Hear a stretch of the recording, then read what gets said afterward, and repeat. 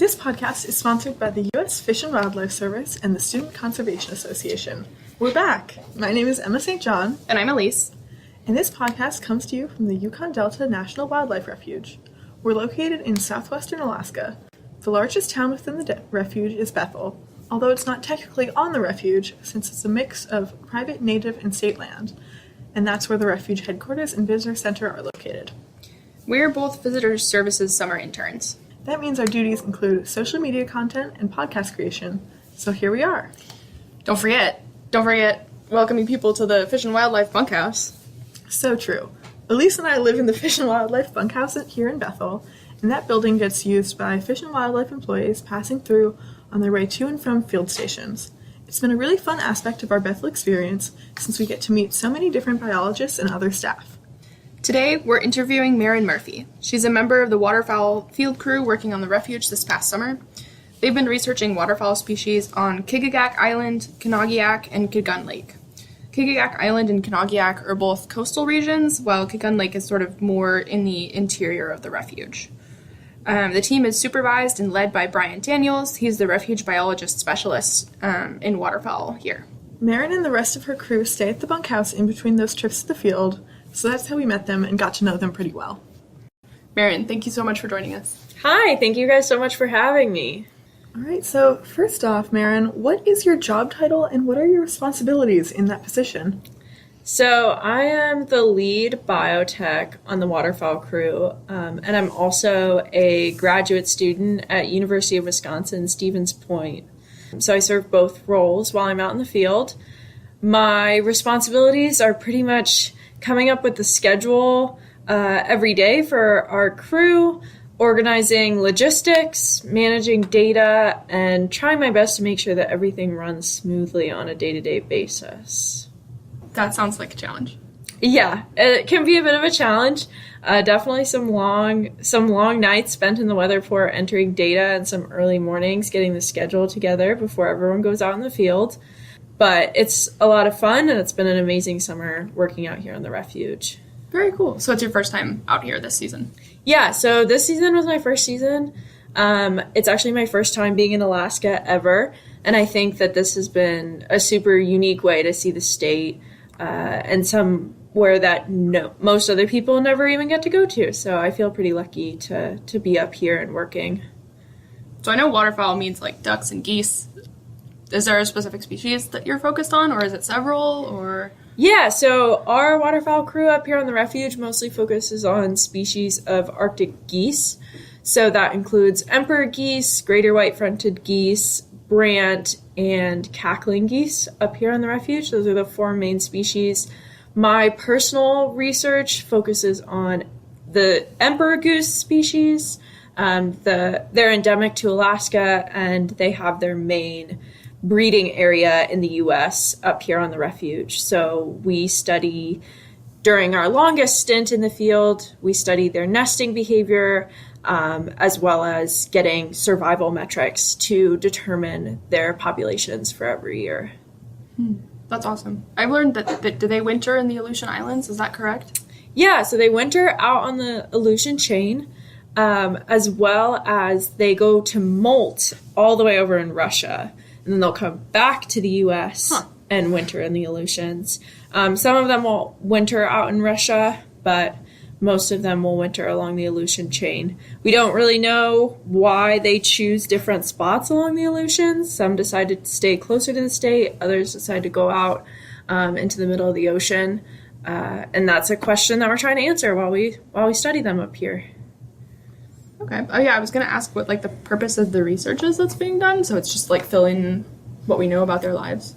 Yeah, so it's filling in what we know about their life history. Currently, ongoing projects that are going on out here in the refuge is to look at their first 3 years of life. We don't really have that much documentation from after they hatch and when they're goslings on the refuge to before they come back to return to go breeding. And so we're trying to answer that question. We're also trying to figure out why the species is declining. They've been at a steady decline since 2017, I believe from approximately 88,000 birds down to 80,000 birds as of last year. And we don't we don't know why that is. So we're looking at survival metrics and trying to piece together their life history in order to try to conserve the species up here. Mm-hmm. All right, thank you. So where are these emperor geese living on the YK Delta? What part of the refuge are you camping at? One of their densest breeding populations is out on Kigagak Island, which is a small island just west of the Baird Inlet, and they have one of their densest breeding populations in that area. Probably one of the densest breeding populations of birds across the YK Delta are actually on Kigagak Island, so it's a pretty special place to go and work. So what got you into this work, and what are your qualifications for doing jobs like this?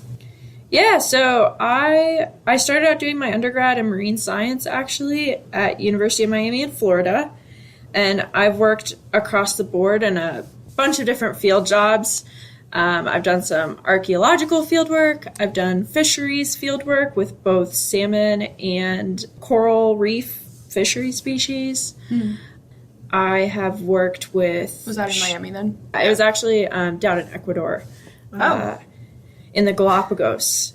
And then I did salmon work in California, and I've done work with shorebirds in North Dakota. I worked with piping plovers last summer. I bet those are cute. They are very, very cute. They're very similar to the semi-palmated plovers. Which we love. Those are our favorite around here. They are. So that was a fun species to work with. And I've done a little bit of duck banding previously, and some work with sage grouse most recently. So I've definitely done a wide array of bird jobs. This has definitely been my most intense work with waterfowl. Okay. But I love the ocean, and I love being able to work with species that are dependent upon the ocean. And so emperor geese are a really good fit for me in that way. Wow, so you've really been all over. What's the longest period of time you've spent in the field while you're working? So the longest stint that I've spent consistently out in the field, I worked in Malaysia for 3 months at a remote field camp in the Bornean rainforest. And that was my longest stint out in the field in a remote location. This summer, my longest stint was out on Kigagak Island, where we spent 6 weeks continuously out there doing the emperor goose nesting, banding, and we deployed some internal transmitters on nesting emperor geese while we were out there. Dang. I think the longest amount of time I've been out backpacking or out in the wilderness is a couple days. So what's camp life like when you're out there for that long? Or what kind of structure do you have out there? So we have two main weather ports that we use to be able to get out of the wind and the rain and the cold. And it's actually pretty luxurious. It's a little bit like glamping. We have a full kitchen and a freezer and always a full pantry, courtesy of Brian and Robert, our pilot, to always have us be well fed out in the field. And on a daily basis, I love it because it's super immersive. You wake up in the morning and there's a tern sitting on your tent that's woken you up by... You can hear their little feet across the top of your tent. Oh, nice. Before you go to bed, the red-throated loons are keeping you awake at 9 p.m. And I can go out and sit by the pond and see up to 40 different species of birds all flying by at any given time. And so it kind of feels like it has a neighborhood feeling after you're out there for so long. Tim and Tina, the geese that nest by camp. And you have Lucy and Alexander, our tree swallows. And when you walk the same path every day, you see the same set of nesting birds, and you can say good morning to them. So that's probably my favorite part about living out at camp. It's a pretty amazing, immersive experience, and I love it for that reason. Yeah, that's impressive. Not a lot of people get to do that. Yeah, that sounds really special. Do you have a funny story or a favorite memory from this summer on the field? A blooper moment, perhaps? Yeah. Probably one of my best blooper moments, or one of the ones that I have been the most well-known for, was on a day off, I went out to go collect some salinity samples, and on my walk back, I So love... That's like testing the water, right? Yes. Yeah. So I was testing water salinity and just collecting a cup of water for a salinity test. And on my walk back, I love the high tundra, and I got a little distracted by this particular mound of high tundra, and I sat in it, and I took a little nap, and eventually I just had to go for a good tundra roll to apply my entire body to the tundra. And I stood up, and I was hungry, and I saw camp, and I just walked right back to camp. And when I got back, I realized that I had left my GPS, which is, it is super important for every day out in the field. And I had left it there while I was rolling around in the tundra, and I had to admit to all of my coworkers that I had gotten distracted by a really nice mound of tundra and had lost your GPS. And had lost my GPS. And lost forever?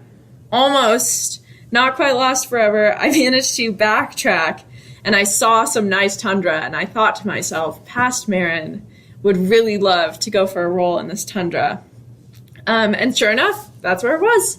I walked around for a little bit and thought, this is the place. This is the place where I'd go for a roll. And there's my GPS. And everyone was very excited because I didn't have another option. But it was a little embarrassing to have to come back and admit that I had gone for a good tundra roll and lost a piece of very important equipment. I'm glad you found it. Yeah, I love that story. We went on a tundra hike the other day, and Mairin introduced us to the concept of the tundra roll, and I must say, highly recommend. That was pretty great. If you're listening to this and you're not in Alaska, the tundra is this like area of ground, and it's covered with mosses and lichens, and it's really, really deep moss, so it's like stepping on a ridiculously plush carpet that stretches on forever. Yes. Yeah. It's nice and squishy. It's very unique, unlike anything I've ever experienced before. Really cool. Yeah, it is very beautiful. It's definitely one of my favorite parts about working out here. And sometimes it gets a little distracting. Mm-hmm. Well, thank you. What's next for you, Mairin? We hear you're coming back next summer. Yes, so I'm coming back next summer for another season out here on the Delta, and I'm already excited. In terms of next steps, I'm actually headed back home to my hometown in California before packing up all my stuff and driving across the country to Wisconsin to go start classes this fall to continue on with my graduate studies. But I'm already excited to come back and rejoin my bird friends out here on the Delta. Awesome. Well, we hope that next chapter goes well, and thanks so much for sharing your highs and lows of research on the tundra. Thank you guys so much. We hope you've enjoyed this segment with Mairin Murphy. In our next episode, we'll be talking with Kira Neal, the Refuge Wildlife Specialist here on the Yukon Delta, about her work. As always, thanks to Fish and Wildlife Service and the Student Conservation Association, SCA. Emma and I were both placed in this internship through a partnership with SCA, which makes our contribution to the Yukon Delta Wildlife Refuge possible.